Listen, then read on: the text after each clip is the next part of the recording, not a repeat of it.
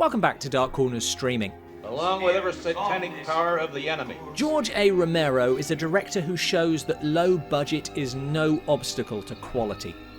Almost a decade after he broke onto the scene with Night of the Living Dead, he directed the less popular but no less groundbreaking Martin, about a young man who thinks he is a vampire.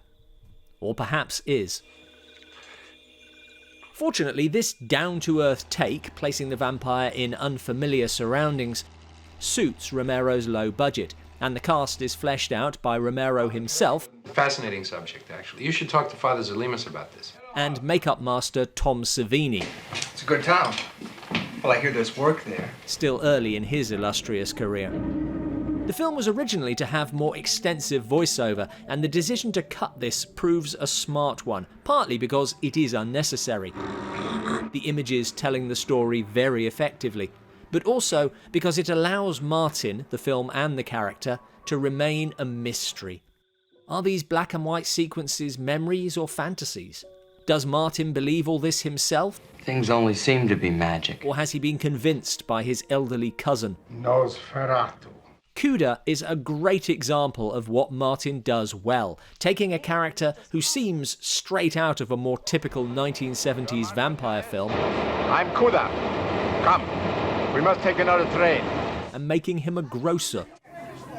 I'm sorry I was late today, ladies. You need help here, Cuda. Above all, the absence of voiceover allows us to interpret events through actor John Amplas's face. I don't care where you were this time. Where were you last week? Where were you the week before that? Is he thinking like a vampire? Or like a teenage boy? It's a pretty fine line. I've been much too shy to ever do the sexy stuff. Martin can be seen as a coming-of-age film. I can give you a ride back downtown if you like. A lonely teen finding a way to deal with a world into which he does not seem to fit. In real life, you can't get people to do what you want them to do. It is a quintessential psychological horror because the narrative arc is all inside Martin's head, and our opinion of him changes back and forth throughout. Because, vampire or not, Martin is certainly not innocent. One of the most important things about Martin is that, for all its sideways take on the genre, it is a horror film. It is a vampire film. That straddling of two worlds is what makes it special, but is also potentially what made it such a hard sell.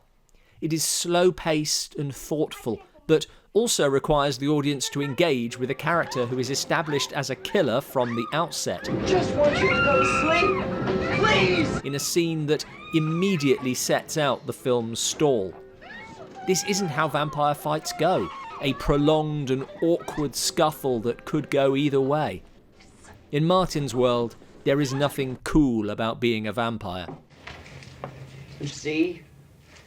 You see? Perhaps he wishes there was. You'll just go to sleep.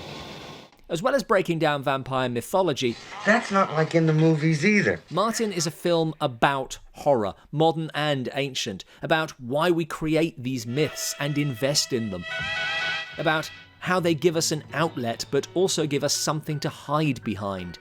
Or at least, that's how it strikes me. But, as ever, Martin is open to interpretation.